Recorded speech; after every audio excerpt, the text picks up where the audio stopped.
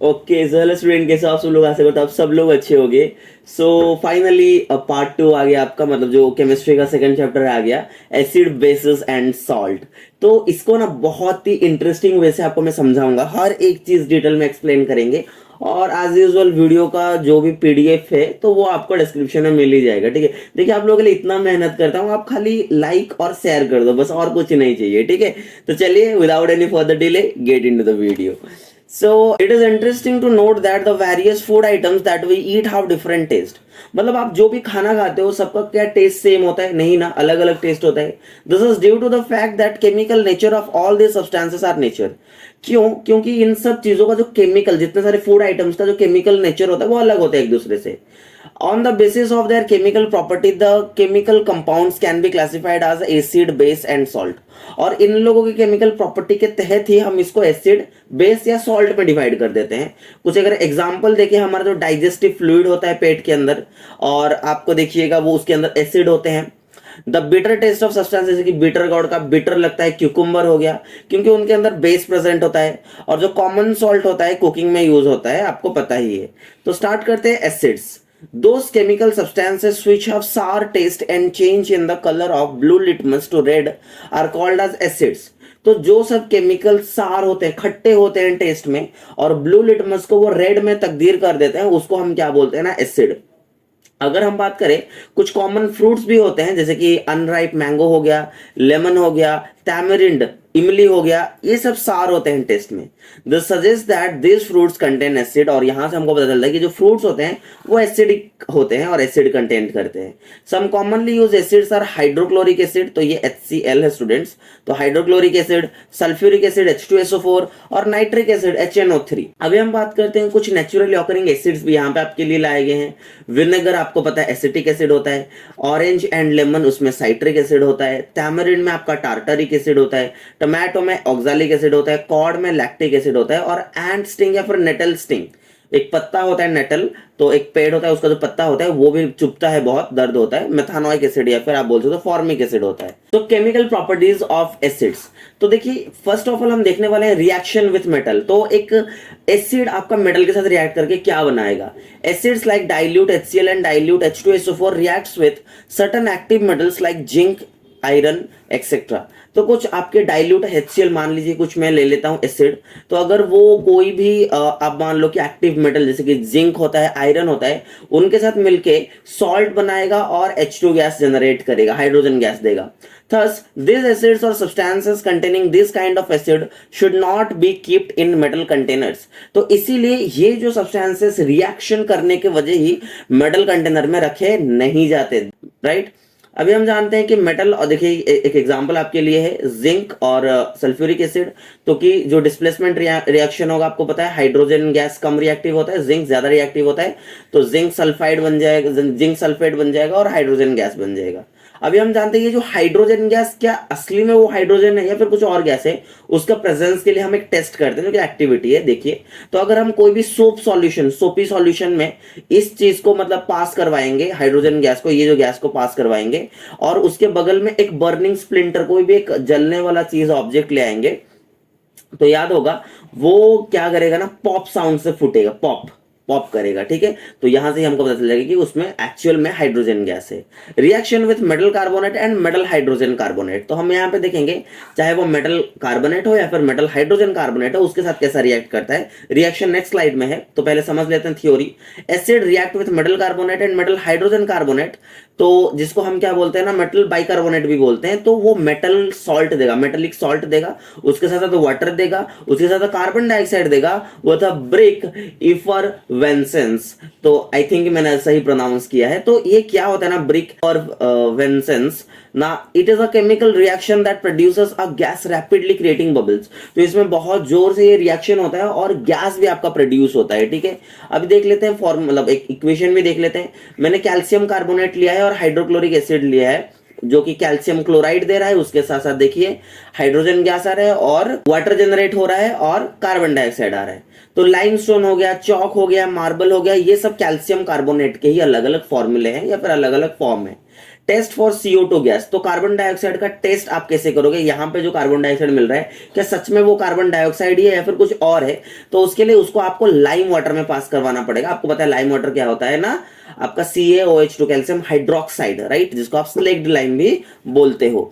तो it turns milky when due to the formation of white precipitate, क्योंकि आपको पता है इसमें अगर कार्बन डाइऑक्साइड हम पुट करेंगे तो हमको क्या मिलेगा ना, कैल्शियम कार्बोनेट मिल जाएगा, ठीक है, तो वाटर उसके साथ साथ मिलेगा। बट अगर ज्यादा CO2 आप पास करवाते हो स्टूडेंट, तो क्या हो जाएगा ना, कैल्शियम बाइकार्बोनेट या फिर कैल्शियम हाइड्रोकार्बोनेट आपको मिल जाएगा, जिससे ही क्या होगा ना, वो जो व्हाइट प्रेसिपिटेट होगा वो सॉल्यूबल हो जाएगा, पानी में मिल जाएगा, और जो व्हाइटनेस मिल्कीनेस होता है वो चला जाएगा, डिसअपियर हो जाएगा। आगे बढ़ते हैं, रिएक्शन विथ मेटेलिक ऑक्साइड्स। तो रिएक्शन मेटेलिक ऑक्साइड के साथ कैसा होता है, acid reacts with certain metallic oxides to form salt and water. तो एसिड कुछ मेटेलिक ऑक्साइड के साथ मिलकर सॉल्ट और वाटर बनाता है। आप खुद सोचिए, एक एसिड अगर एक मेटेलिक ऑक्साइड के साथ मिलकर सॉल्ट बनाता है, तो फिर वो जो मेटेलिक ऑक्साइड होगा वो क्या होगा ना, बेसिक इन नेचर होगा। इसलिए मेटेलिक ऑक्साइड्स को हम बेसिक ऑक्साइड्स भी बोलते हैं, जिसके द्वारा देखिए कॉपर ऑक्साइड के साथ मैंने हाइड्रोक्लोरिक एसिड को मिलाया और कॉपर क्लोराइड और हाइड्रोजन ऑक्साइड मतलब आपका पानी निकल के आया।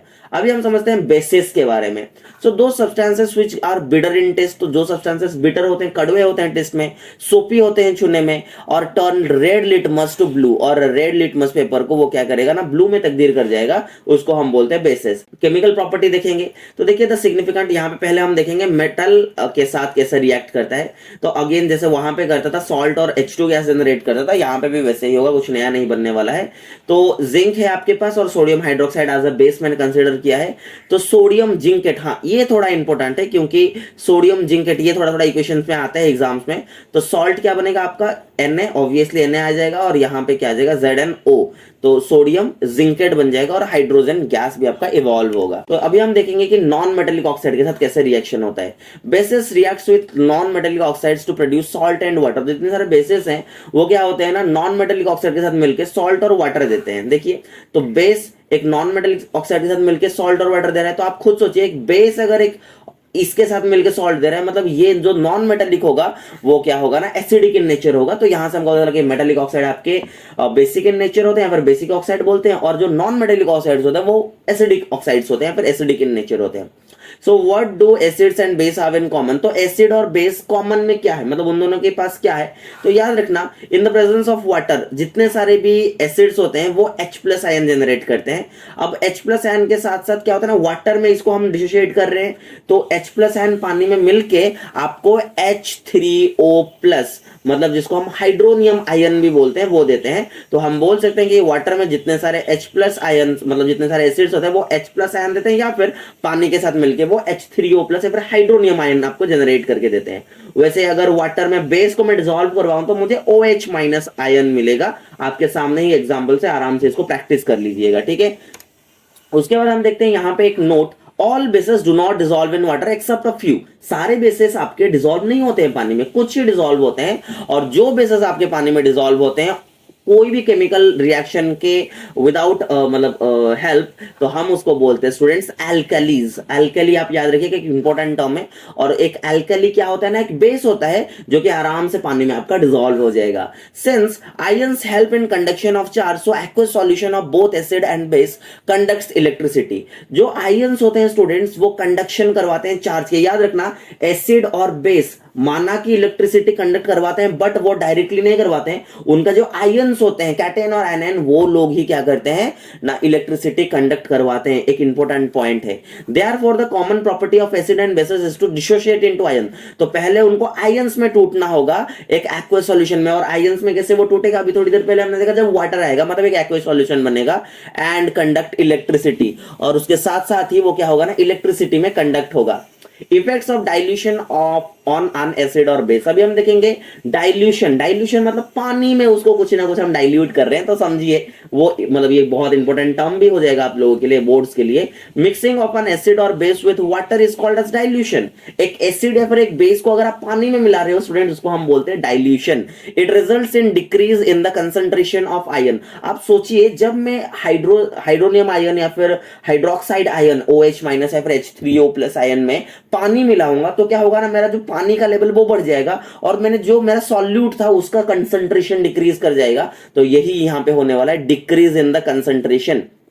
उसका जो कंसंट्रेशन था, उसका जो वैल्यू था वो कम हो जाएगा और पानी का वैल्यू बढ़ जाएगा पर यूनिट वॉल्यूम। तो हर एक यूनिट वॉल्यूम में बढ़ने या घटने वाला है, आपको समझ आ गया है। और वहां पे हम बोलेंगे एसिड या फिर बेस आपके डाइल्यूट हो गए हैं। When we dilute an acid or base, the reaction is highly exothermic। तो जब भी हम क्या करते हैं ना, एसिड और बेस के साथ कुछ चीज को डाइल्यूट करते हैं, याद रखना जो रिएक्शन होता है वो टोटली क्या हो जाता है ना, एक्सोथर्मिक हो जाता है। एक्सोथर्मिक का मतलब आपको पता है हीट जनरेट करके देगा। Hence care must be taken while doing it. इसीलिए हमको क्या करना पड़ेगा ना, केयर, बहुत सारे प्रिकॉशंस लेने पड़ेंगे during dilution. Acid always be added slowly to water with constant stirring. तो एसिड को आपको वाटर के अंदर डालना है और कांस्टेंट स्टरिंग मतलब थोड़ा ऐसे मिलाना भी होता है, ठीक है। वरना क्या होगा ना, जब water should not be added to concentrated acid. ऐसा मत बोलना कि एसिड पहले डाल दूंगा बीकर के अंदर, उसके ऊपर में क्या करूंगा ना, वाटर डालूंगा, तो ऐसा मत करिएगा भूल में। तो the heat generated may cause mixture to splash out and causes burns. तो पहली बात तो एसिड के ऊपर आप पानी डालोगे तो वो चारों तरफ स्प्रेड आउट हो सकता है, छिटकेगा। या फिर आपका जो ग्लास कंटेनर है वो एक्सेसिव हीट, एसिड क्या करता है, गलाता है, कोरोसिव इन नेचर होता है, तो एक्सेसिव हीट की वजह से वो फट भी सकता है, वो जो आपका बीकर होता है। तो यहां पे देखिए आपके पास एक वार्निंग साइन है जो कि आपको क्या दिखाता है ना, कंसंट्रेटेड एसिड्स को थोड़ा ध्यान से यूज कीजिए। चलिए नेक्स्ट पे चलते हैं फिर। Reaction between acid and base. आपको अच्छे से पता है जो एसिड और बेस होते हैं वो मिलके क्या बनाते हैं स्टूडेंट्स, सॉल्ट और वाटर बनाते हैं, जिसको आप क्या नाम दिए हो, उसको नाम दिया था आप न्यूट्रलाइजेशन रिएक्शन। तो देखिए न्यूट्रलाइजेशन रिएक्शन क्या होता है, हमेशा याद रखिए जब भी हम एक एसिड, देखिए ध्यान से ये बहुत इंपॉर्टेंट है, एसिड और बेस को हम मिलाते हैं ना, हमको मैंने क्या बोला, आपको सॉल्ट बनता है और वाटर बनता है। तो स्टूडेंट सॉल्ट कब बनता है, तुम खुद बोलो, जब एक प्लस और एक माइनस मतलब कैटायन और एनायन मिलता है तो ही जाके हमको क्या मिलता है, सॉल्ट बनता है। तो और वाटर, वाटर मतलब H2O आपको पता है अच्छे से। तो देखिए यहां से एसिड कुछ भी हो उसके अंदर मुझे हाइड्रोजन आयन मतलब H प्लस आयन तो मिल जाएगा। और अगर बात करूं कि बेस के अंदर मुझे OH माइनस आयन मिलेगा, दोनों मिलके वाटर दे दिए। तो जो बाकी दो बचे, जैसे कि मैं बोलूंगा NaOH सोडियम हाइड्रोक्साइड और HCl हाइड्रोक्लोरिक एसिड, तो Na प्लस और Cl माइनस दोनों मिलके क्या बनाएंगे, सॉल्ट बनाएंगे। तो कैटायन आयन मिलके सॉल्ट बन गया, आयन्स मिलके सॉल्ट बना दिए। और जो यहाँ पे H और OH वो तो होगा ही होगा, बच जाएगा। तो यहां से हमको पता है कि जो सॉल्ट होता है वो एक कैटायन और एक आयन के मिश्रण से बनता है स्टूडेंट्स। अभी आगे चलते हैं, यहाँ पे आपके लिए क्वेश्चन है, आप इसको सॉल्व करके मुझे कमेंट डाउन कीजिएगा। अगर कोई क्वेश्चन समझ में आया आप मुझे इंस्टाग्राम में भी पूछ सकते हैं, मैं एक्टिव रहता हूँ, ठीक है, मतलब ऐसा नहीं, ज्यादा नहीं, तो आप पूछ सकते हैं, ठीक है। सो उसके बाद चलते हैं आगे इंडिकेटर्स के स्टूडेंट्स, अभी हम बात करने वाले हैं, ठीक है। सो इंडिकेटर्स क्या होते हैं, the substances that change their colour और order when added into acid और an alkaline solution to indicate the presence of an acid और base is called as indicator. मान लीजिए आपको मैं दो गिलास दूंगा, दो बीकर दूंगा, साइंटिफिक बातें करते हैं, ठीक है। तो दो बीकर आपको मैंने दिया, एक के अंदर कुछ सॉल्यूशन दिया, दूसरे के अंदर भी कुछ सॉल्यूशन दिया। आपको मैं पकड़ा दूंगा कि भाई टेस्ट करके मुझे बताइए कि कौन सा एसिड और कौन सा बेस है। तुम बोलोगे सर पी लूंगा, अगर खट्टा लगे ना, सार लगे तो एसिड है, अगर कड़वा लगे, बीटर लगे तो सर बेस है। अरे भाई मतलब क्या प्रॉब्लम होगा आपको पता है ना फ्यूचर में। सो ये एसिड वगैरह को पी नहीं सकता। मान लीजिए मैं हाइड्रोक्लोरिक एसिड दे दूंगा तो पी लोगे क्या, पूरा का पूरा सब कुछ खत्म हो जाएगा भाई, ऊपर भगवान को प्यारे हो जाओगे। सो यहाँ पे हमको समझना है कि हम कुछ इंडिकेटर्स का यूज करते हैं। क्यों यूज करते हैं, क्योंकि हमको फिर in order to find out the solution is acidic और बेसिक, मतलब एसिडिक है या बेसिक है, उसको ढूंढने के लिए हम इंडिकेटर्स का यूज करते हैं, सीधी सीधी बात है। On the basis on the colour change, colour change के ऊपर भी अगर हम बात करते हैं तो this indicators tells us whether the substance is acidic or basic by the change in color।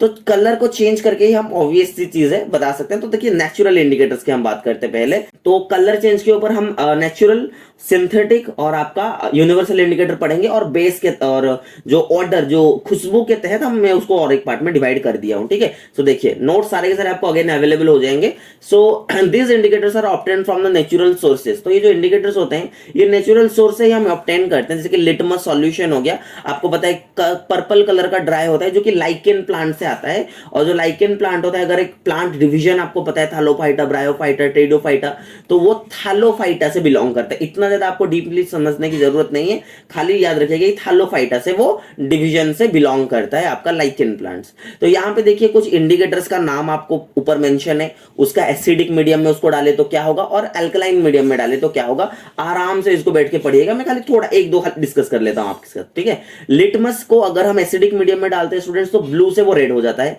अगर उसको अल्कलाइन मतलब बेसिक्स, अल्कलाइन तो अभी पढ़ा ना, base are dissolved in water is called as alkaline medium, तो रेड से वो ब्लू हो जाएगा। वैसे रेड कैबेट जूस जो कि उसके लीफ से वो बनता है, तो अगर हम उसको एसिडिक मीडियम में डालेंगे तो वो रेड रहेगा, और अगर अल्कलाइन में डालेंगे तो वो ग्रीन होगा। तो आपके सामने पूरा का पूरा flower of hydrangea plant, flower of petunia, flower of geranium और टर्मरिक जो हल्दी होता है जो आप मुंह में लगा के गोरे हो जाते हो ना, तो वो सब कुछ आपके सामने ही मैं रख दिया हूं। उसके बाद हम बात करेंगे सिंथेटिक इंडिकेटर। ऑब्वियसली नेचुरल का ऑपोजिट सिंथेटिक, मतलब जो हमको नेचर में नहीं मिलता उसको हम खुद से लैबोरेटरी वगैरह में बनाते हैं, उसको बोलते हैं सिंथेटिक। और आपको प्यारे प्यारे दो एग्जांपल दे देता हूं, मिथाइल ऑरेंज और फेनोल्फ्थालीन, और वो क्या क्या कलर प्रोड्यूस करते हैं whenever added to a acidic or basic solution or in a neutral solution is just in front of you, right? So universal indicator की अगर बात करेंगे स्टूडेंट्स, तो to predict how strong a given acid or base is, an universal indicator is preferred over litmus paper। तो litmus paper तो सबको पता है, तो उसके ऊपर एक यूनिवर्सल इंडिकेटर का यूज होता है। तो इसमें बहुत सारे इंडिकेटर्स मिक्स होकर रहते हैं और ये अलग अलग कंसेंट्रेशन में अलग अलग कलर भी आपको देता है। तो यूनिवर्सल इंडिकेटर नहीं पता है, देख लो ऐसा होता। तो लिटमस पेपर के अलावा लिटमस पेपर के ऊपर भी हम इसको यूनिवर्सल इंडिकेटर को प्रीफर करते हैं। तो यहाँ पे देखिए concentration of hydrogen ion in a solution. इसका क्या मतलब होता है, मान लीजिए कितना मतलब कितना आपका जो strongly acidic, strongly basidic, weak acid, weak base, ये सबका जो डिफरेंशिएशन होता है, सबका जो डिवीजन होता है, वो ये करवा देता है कि कलर से पता चल जाएगा, ठीक है। So on the basis of odour change, खुशबू, राइट, घर में आज कुछ अच्छा बन रहा है क्या, भिजवा देना भाई, ठीक है। तो on the basis on the order change, तो मम्मी कुछ खाना अच्छा सा बनाती है ना, कितना मस्त लगता है ना खुशबू सूंघने में। तो वैसे ही ऑल्फैक्टरी इंडिकेटर की अगर हम बात करेंगे ना, दो substances which order change in acidic और बेसिक मीडियम। तो जो सब्सटेंसेस का खुशबू चेंज हो जाता है जब हम उसको एसिड या फिर बेस में डालते हैं, तो उसको हम बोलते हैं ऑल्फैक्टरी इंडिकेटर। जैसे कि वैनिला एक्सट्रैक्ट हो गया, क्लोव हो गया, ऑनियन हो गया, ये सब ऑल्फैक्टरी इंडिकेटर्स के तरह पे यूज होते हैं। देखिए जब आप एसिडिक मीडियम में इन सब चीजों को डालोगे ना, आपको खुशबू वो सेम ही रहेगा, खुशबू में कुछ चेंजेस नहीं होंगे। बट जब आप उसको बेस में डालोगे तो उसका जो एसिड मतलब जो भी बेसिस में डालोगे ना, उसका जो खुशबू होता है वो आएगा नहीं, मतलब वो उसको पूरा का पूरा खत्म कर देगा, ठीक है। तो एसिड में डालोगे ये सब चीजों को तो खुशबू रहेगा, अगर बेस में डाल रहे हो, अगर खुशबू नहीं आ रहा है मतलब सीधी सी बात है वो बेसिक मीडियम है। अभी हम जानते हैं स्ट्रेंथ ऑफ एन एसिड और बेस। तो एसिड और बेस का स्ट्रेंथ क्या होता है और कैसा होता है उसको मैं आपको समझाने वाला हूं। स्ट्रेंथ ऑफ एन एसिड और base depend upon the number of H+ ion और OH- ion produced by them respectively. तो जो स्ट्रेंथ होता है वो ना कितना H+ आयन है, कितना OH- आयन होता है, कितना प्रोडक्शन हो रहा है उसके ऊपर डिपेंड करता है। अगर ज्यादा H+ आयन आएगा तो हाईली एसिडिक, अगर कम आएगा तो समझ जाना। वैसे ज्यादा OH आएगा तो आपका बेस होगा ज्यादा स्ट्रांगली बेस, और उल्टा उसका कम आएगा तो द पीएच स्केल। अभी पीएच स्केल के ऊपर बात करते हैं तो पीएच में एक पी जो है स्टैंड करता है, वो किसके लिए स्टैंड किया है ना, पी का मतलब होता है पोटेंज, जो कि एक जिसका एक जर्मन वर्ड है वो, और उसका मतलब होता है पावर या फिर पोटेंशियल। तो याद रखना इसका जो पीएच स्केल का वैल्यू होता है स्टूडेंट्स, वो 0 से 14 तक जाता है। 0 मतलब वेरी हाईली एसिडिक और 14 मतलब ज्यादा बेसिक या फिर ज्यादा alkaline. pH is a number which indicates the acidic और basic nature of a solution. तो pH एक नंबर है जिससे हमको एसिडिक या फिर बेसिक नेचर पता चलता है सॉल्यूशन का। Higher the hydronium ion concentration present in the solution, lower is the pH value. ज्यादा हाइड्रोनियम आयन रहेगा तो pH वैल्यू कम होगा ऑब्वियसली, मतलब 0 जो होता है बहुत हाईली एसिडिक होता है, और एसिड कब हो सकता है ना, ज्यादा हाइड्रोनियम आयन अगर प्रेजेंट होंगे तो। देखिए यहां पे आपके पास एक चार्ट आपको दे दिया हूं। अगर आपका पीएच स्टूडेंट 7 से कम ज्यादा होता है तो बेसिक, अगर 7 से कम होता है तो एसिडिक, और 7 से इक्वल होता है तो वो न्यूट्रल हो जाएगा। वैसे pure water is a neutral because of the absence of free ion.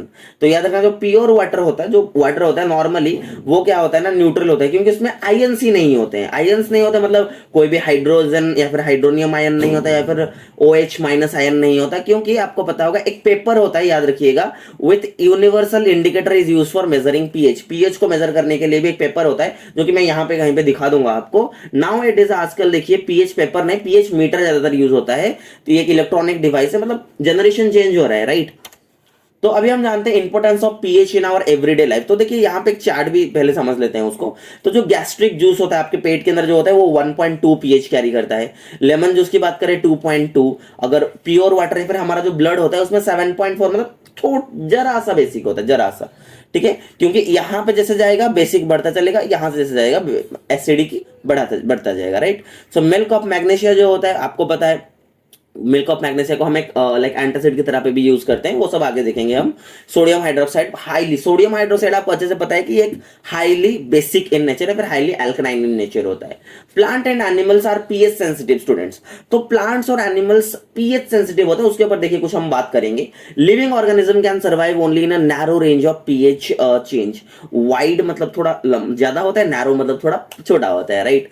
So narrow मतलब बहुत कम पीएच वैल्यू के अंदर वो रह सकते हैं। जैसे कि एग्जाम्पल है 7 से लेके 7.8, मतलब 7.0 से लेके 7.8 के अंदर ही वो लोग सरवाइव कर सकते हैं।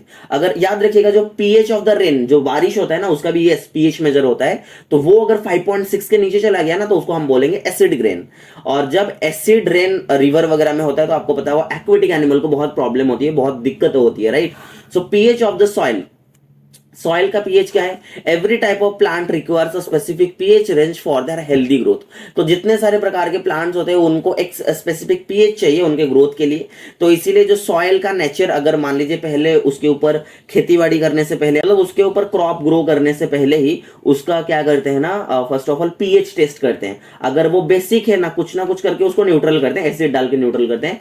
अगर वो एसिडिक है कुछ ना कुछ करके उसके ऊपर हम बेसिक करते हैं, जैसे कि फर्टिलाइजर वगैरह, मैन्योर वगैरह हम यूज ही करते हैं, ठीक है।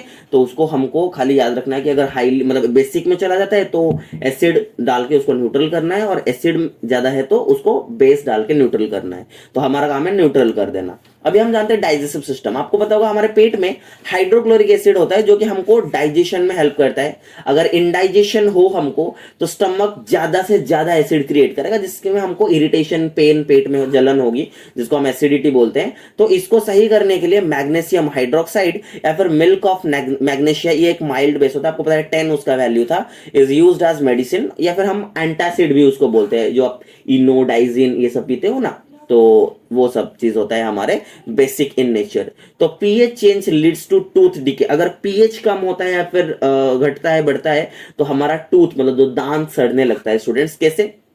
याद रखिएगा, टूथ का जो एनामल होता है ये कैसे बनता है? कैल्शियम हाइड्रोक्सी अपेटाइट, अगर मैं सही प्रोनाउंस किया हूं तो। सो इससे वो बनता है। और याद रखिएगा ये क्रिस्टलाइन फॉर्म होता है किसका? कैल्शियम फॉस्फेट का, मतलब कैल्शियम फॉस्फेट का क्रिस्टलाइन फॉर्म। अब ये क्रिस्टलाइन क्या है मैं आपको आगे ही बताने वाला हूं, ठीक है। तो it is the hardest substance in the body. तो ये सबसे हार्डेस्ट पार्ट होता है। जब भी हमारे बॉडी के अंदर जो माउथ के अंदर पीएच ना 5.5 से घटता है तो जो एसिडिक हो जाता है, तो tooth decay of the enamel, जो एनामल जो लेयर होता है ना उसका डिकेइंग स्टार्ट होता है। और जो बैक्टीरिया हमारे दांत के अंदर प्रेजेंट होते हैं, हम जो खाना खाते हैं, लेफ्ट ओवर फूड हमारे मुंह में रह जाता है, खाना बच जाता है, आपको पता होगा बैक्टीरिया आ जाते हैं और वो फिर अपने डाइजेस्टिव जूस डाल के उसको खाने लगते हैं। तो उसमें भी हमारा क्या होता है ना, दांत के अंदर एसिडिक एनवायरनमेंट क्रिएट हो जाता है। तो इसीलिए सबसे बढ़िया रहेगा अगर आप माउथ को खाने के बाद क्लीन कर लो अच्छे से, टूथ डिके आपका नहीं होगा। टूथपेस्ट भी यूज होता है, मतलब ये तो नॉर्मल सी बात है, हम सब टूथपेस्ट यूज करते हैं, but do you know what is the reason behind it? उसके नीचे का जो रीजन है ना वो है लाइक टूथ डिके जो होता है आपका वो बेसिक होता है स्टूडेंट्स, राइट, बेसिक होता है और यूज्ड इन न्यूट्रलाइज और एक्सेस एसिड। तो जो एसिड्स वगैरह होते हैं तो उसमें क्या होता है ना वो न्यूट्रल कर देता है, ठीक है। उसके बाद हम बात करते हैं self defence by animal and plant through the chemical warfare. Okay, तो एनिमल के बारे में थोड़ा बहुत बात कर लेते हैं पहले हम। इंसेक्ट्स पता होगा, हनी बी हो गया, एंट हो गया, एंट बाइट हो गया। सो वो जब हमको काटते हैं स्किन के अंदर वो एसिड सीक्रेट कर देगा, that causes pain and irritation. जिससे क्या होगा ना, पेन या फिर इरिटेशन दोनों ही होंगे।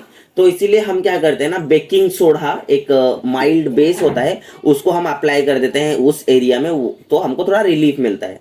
अगर stinging hair of nettle leaves, nettle leaves जो होता है ना, पत्ता एक होता है, मतलब देखे नहीं है तो यहाँ पे देख लो।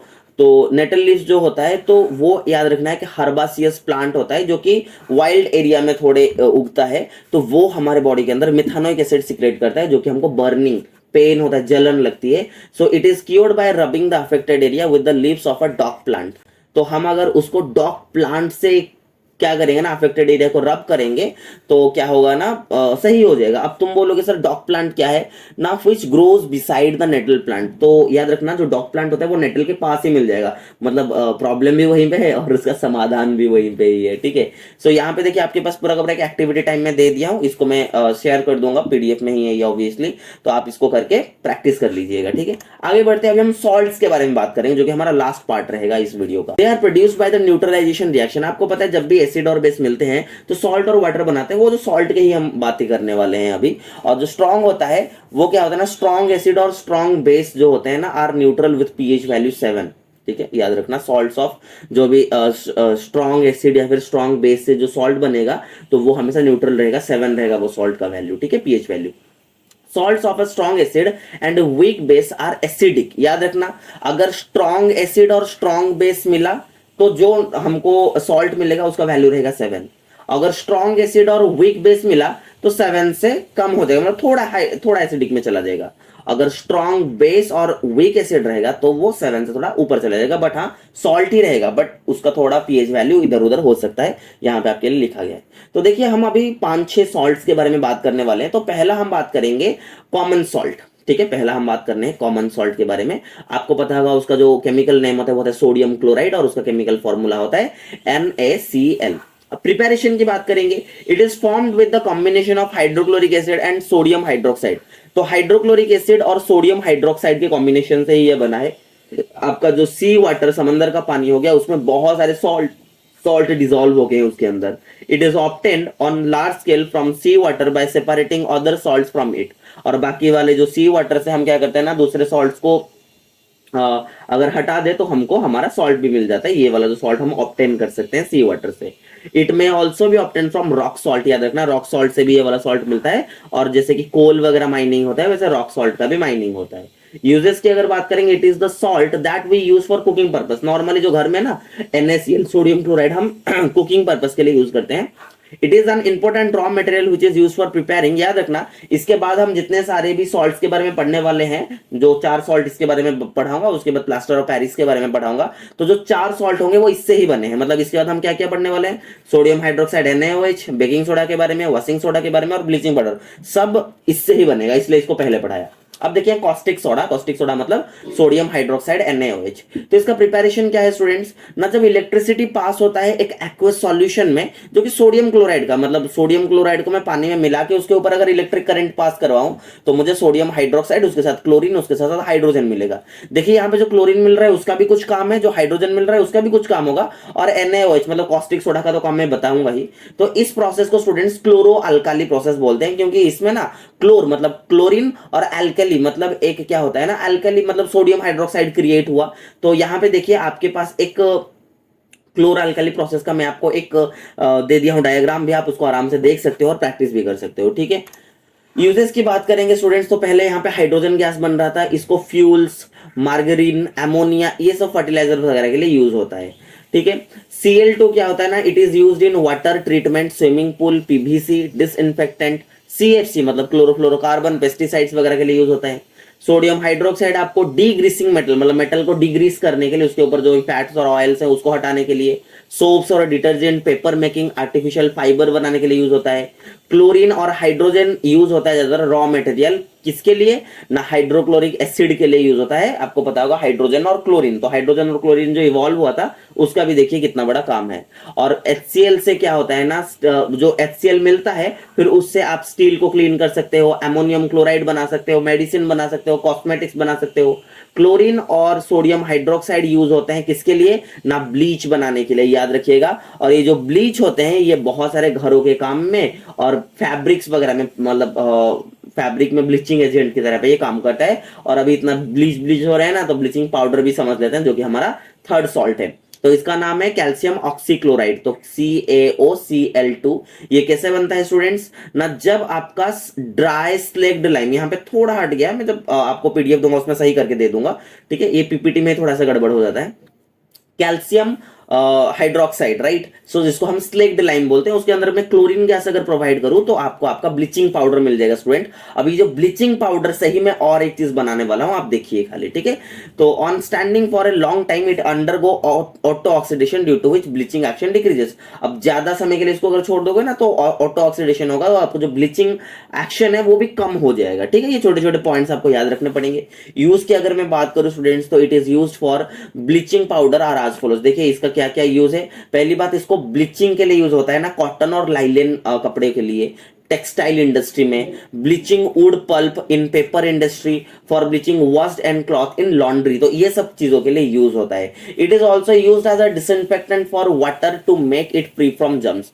तो गांव वगैरह में जो कुआ होता है, वेल्स होते हैं, उसके अंदर भी ये डालते हैं, जम्स जैसे ना हो, ठीक है। It is use an oxidising agent in many chemical industry.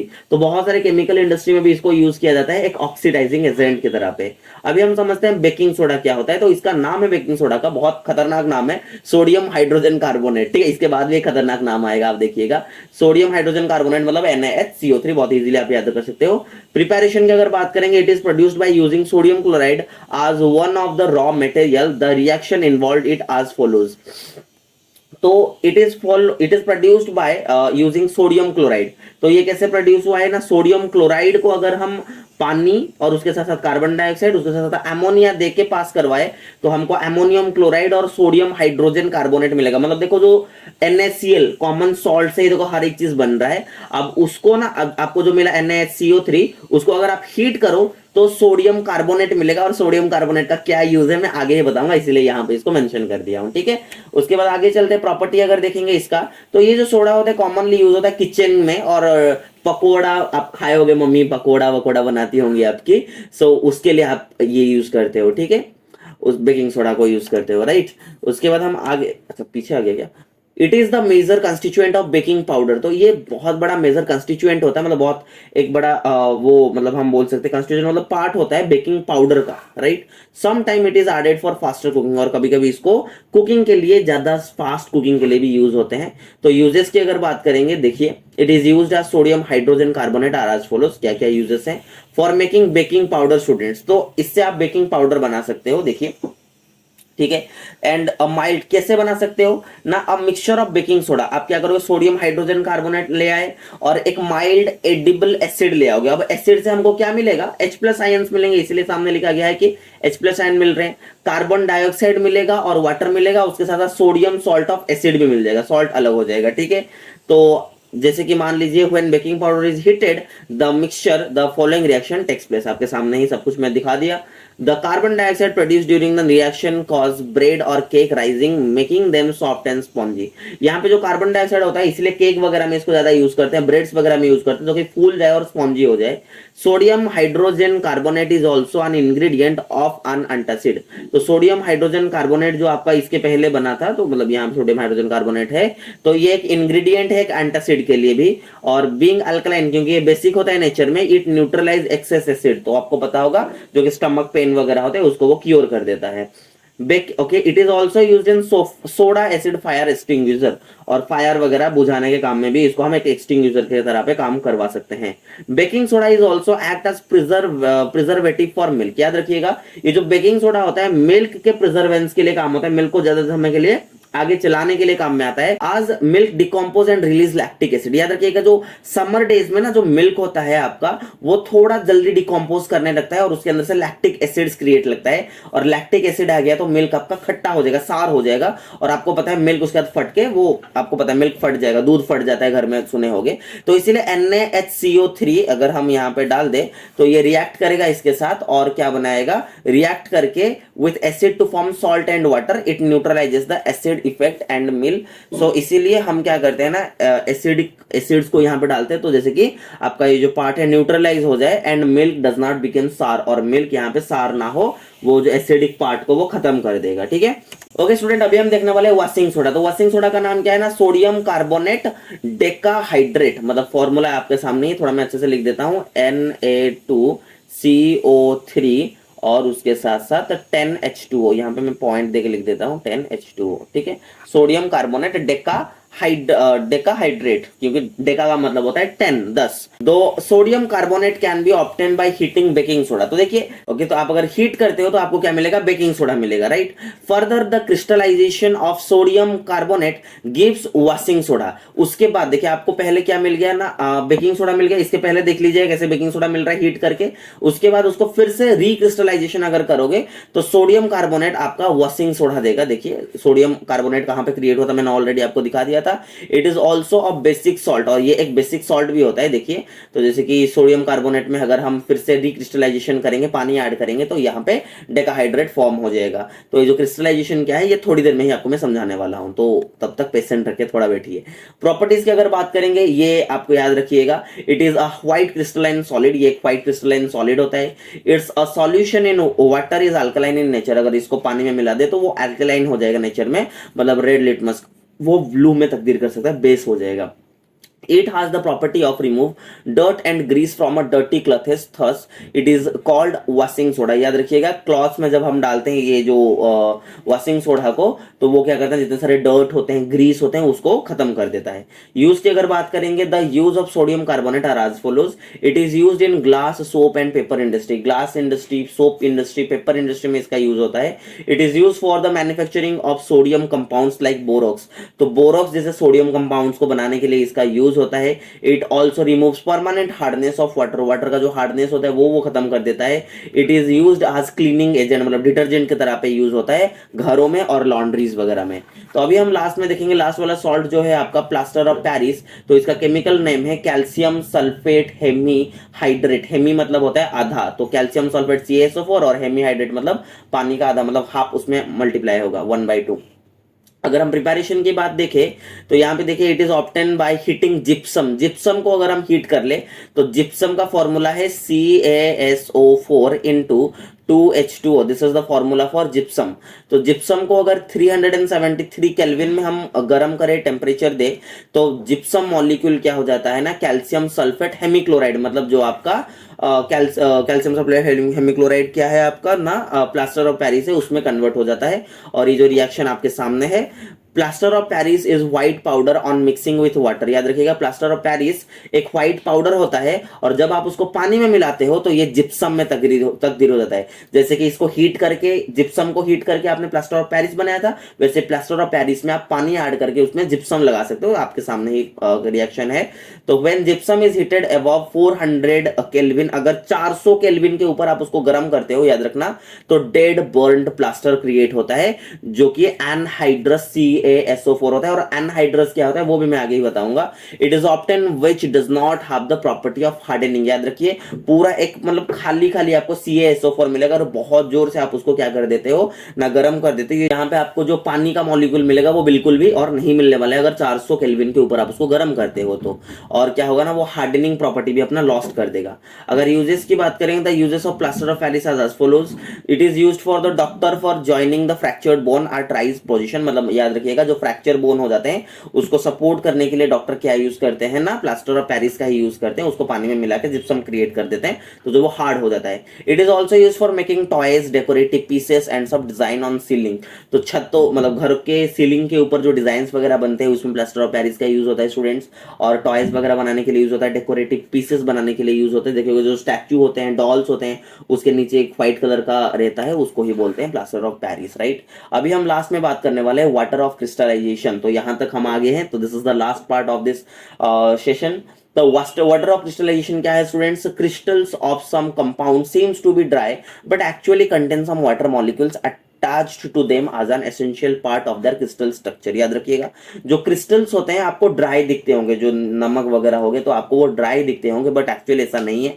उसमें कुछ अमाउंट का आपका वाटर भी एडेड होता है। अगर वाटर एडेड नहीं होता तो वो पाउडर फॉर्म में तब्दील हो जाता है। तो समझाता हूं, this water molecules are called water of crystallisation. मतलब उसके अंदर जो ऑलरेडी प्री बिल्ड वाटर आते हैं, वाटर क्रिस्टल मतलब वाटर क्रिस्टल्स रहते हैं, तो वो क्या होते हैं ना, हाइड्रेटेड सॉल्ट हम उसको बोलते हैं। अगर उसी क्रिस्टल क्रिस्टल के अंदर से या फिर जो हाइड्रेटेड सॉल्ट के अंदर से आप पानी निकाल देते हो तो उसको क्या बोलते हैं, एनहाइड्रस सॉल्ट बोलते हैं, जो कि आगे ही दिखाऊंगा। Every hydrated salt has a fix number of water molecule. ऐसा नहीं है कि सबके पास कुछ कुछ, जैसे कि प्लास्टर ऑफ पेरिस के पास 1/2 वाटर मॉलिक्यूल था, जिप्सम के पास 2 वाटर मॉलिक्यूल था, यहाँ पे सामने ही आपके पास देखो CuSO4 हाइड्रेटेड कॉपर सल्फेट में 5 वाटर के मॉलिक्यूल से, वैसे ही सबके पास एक पर्टिकुलर नंबर, अब देखिए ब्लू विट्रॉल होता है आपका कॉपर सल्फेट, तो ऐसे ही सबके पास एक particular number of hydrogen oxide मतलब पानी का मॉलिक्यूल होता है। इट कंटेन्स आज वाटर ऑफ क्रिस्टलाइजेशन, याद रखिएगा इसको, क्योंकि इसके अंदर वाटर ऑफ क्रिस्टलाइजेशन है, और वाटर ऑफ क्रिस्टलाइजेशन क्या है ना, ये जो पानी का मॉलिक्यूल को ही वाटर ऑफ क्रिस्टलाइजेशन बोला जाता है।